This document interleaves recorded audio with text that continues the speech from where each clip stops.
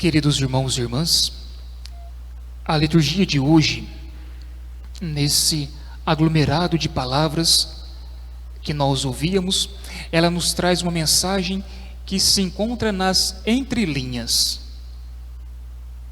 Claro que o Evangelho fala de pescador, claro que ambas as leituras nos fala de vocação, mas a mensagem subliminar que encontra aqui nos textos é como que a graça age.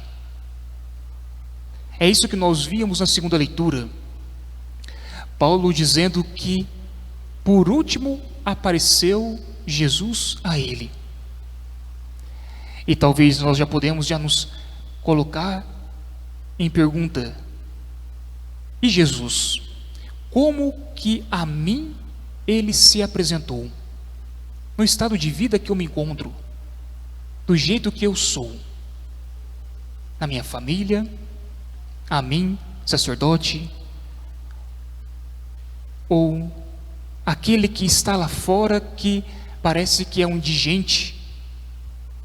Como que Jesus a nós foi apresentado? Como que ele apareceu também a mim?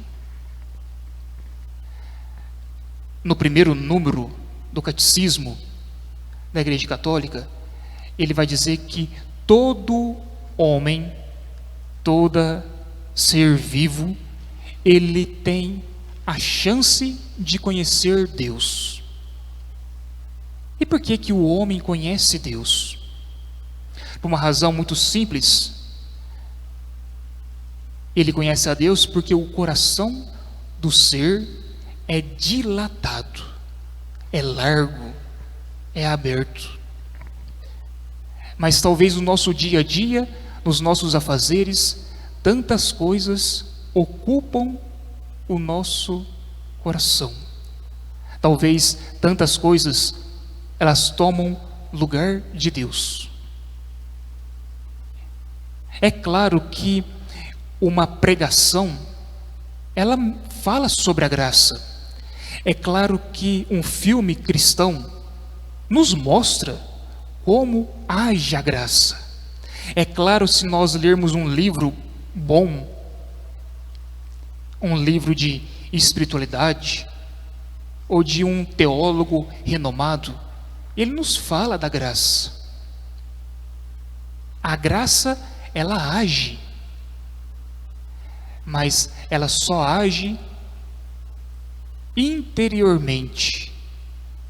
Ou seja, existe uma graça externa e uma gratia interiore.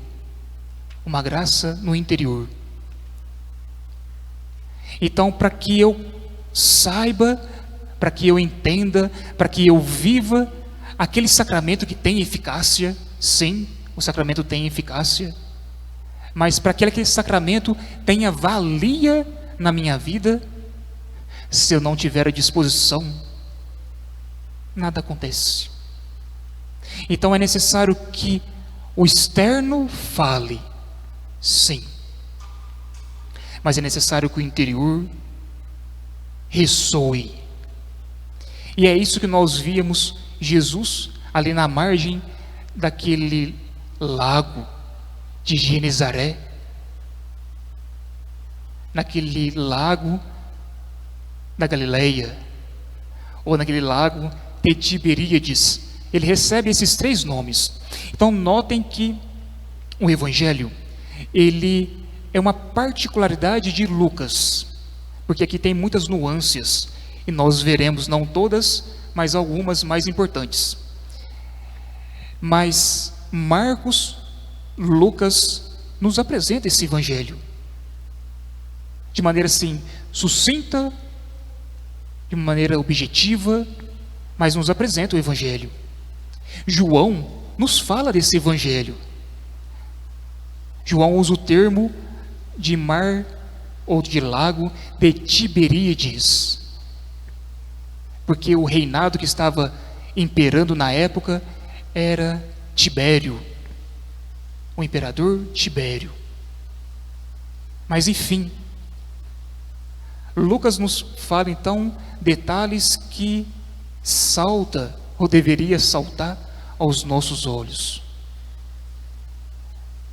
Lucas fala que Jesus estava na margem e de repente ele sobe na barca de Pedro, que Pedro não era Pedro ainda, era Simão, porque as pessoas estavam comprimindo Jesus, então o som estava meio que abafado, nem todos compreendiam. Então Jesus tinha que ter uma acústica melhor. Então Jesus toma a barca de Simão. Ele entra na barca de Simão.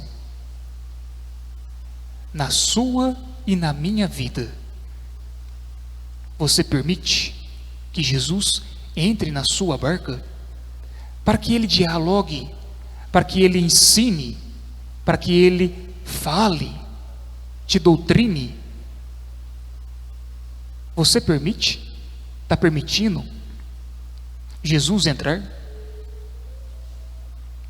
Jesus então entra na barca, doutrina as pessoas e diz para Pedro: olha, é necessário ir do que em alto e para as águas mais profundas. E Simão, ele diz, versículo 5: Mestre, nós trabalhamos a noite inteira e nada pescamos. Com certeza ali Simão, naquele momento, ele estava triste, ele estava cabisbaixo. Naquele momento, com certeza, Simão estava quase que desesperado, porque lança a rede, não vem nada, lança de novo, nada vem. Então talvez ele estava assim, suando, e queria simplesmente dormir e passar aquele dia assim meio que a sós, para voltar novamente ao trabalho. Mas ele escuta o que o mestre está dizendo. A palavra que está no original é epistate. Epistate significa um mestre, não que seja um professor. Epis significa essa é a ideia, que tem um olhar superior, mas não necessariamente é alguém que tem um aprendizado a mais. Ele vê além, mas ele não é uma pessoa diferente. Ele não é um professor, ele não é um magistrado, ele não é um doutor, ele não é PhD em algo. Ele vê além. Então por isso que a palavra é epistate.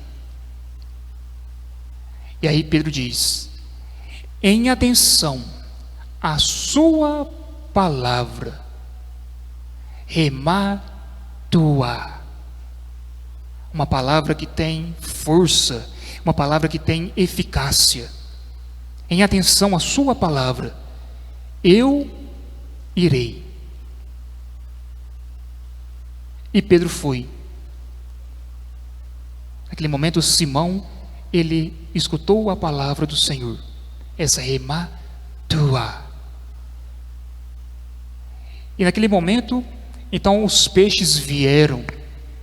A rede aqui para Lucas se rompeu, para Marcos, para Mateus, ela quase rompe.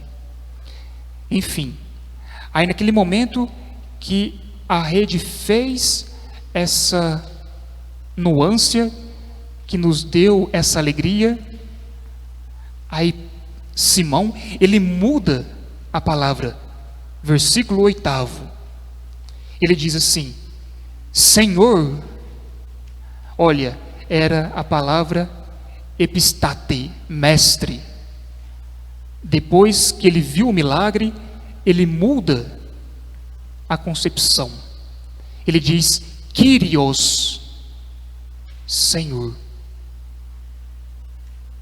Ele viu o milagre. Talvez naquele momento ele não tinha entendido o milagre, mas ver, ele viu.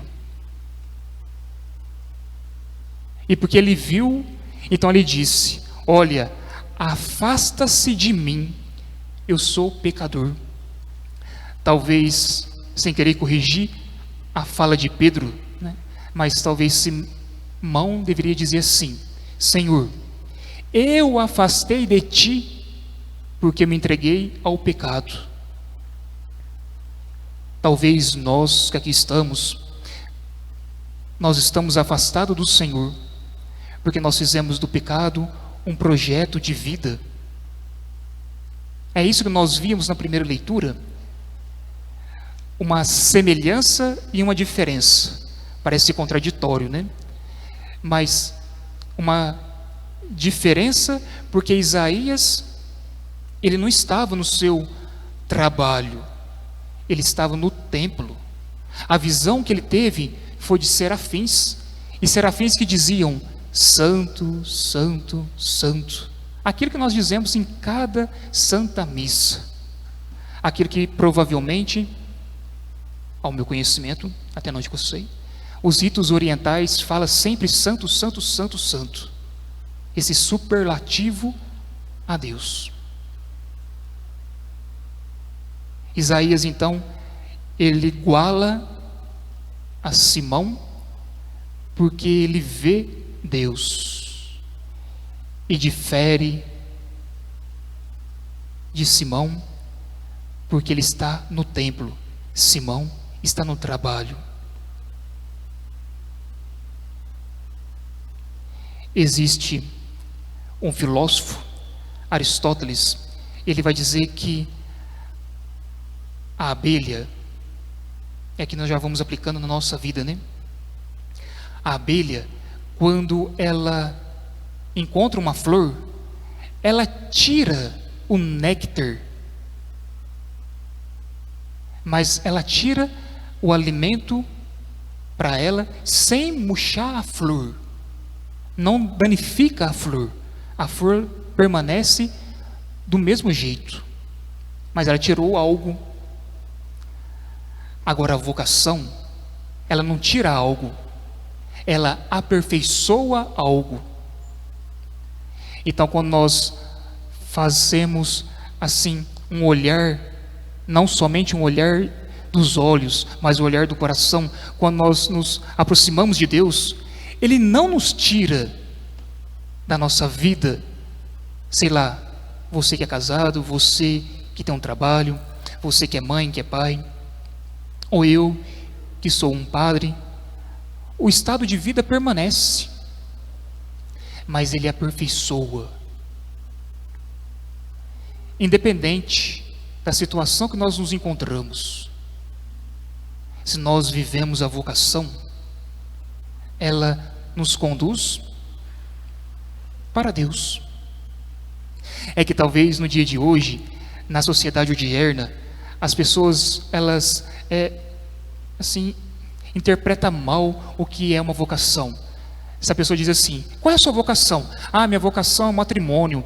Ah, qual é a sua vocação? A minha vocação é trabalhar na fábrica e ser operário. Ah, qual é a sua vocação? A minha vocação é ser um sapateiro. Ah, a vocação é ser um médico, um mecânico. Mas essa não é a finalidade. Esse é o meio. A finalidade é quando que eu sou sapateiro, eu sou médico, eu sou mecânico, ou eu sou casado. Aquilo que eu estou fazendo, eu faço com amor. E aquele fazer com amor, no estado de vida que eu me encontro, eu vou aperfeiçoando a minha vida.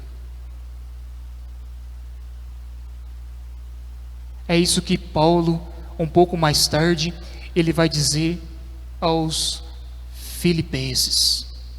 Ele diz que, esquecendo do que fica para trás, ele se lançava para frente. No dia de hoje, esqueçamos aquilo que nos corrompe. Deixemos isso e corramos ao encontro do Senhor. Glória ao Pai, ao Filho e ao Espírito Santo.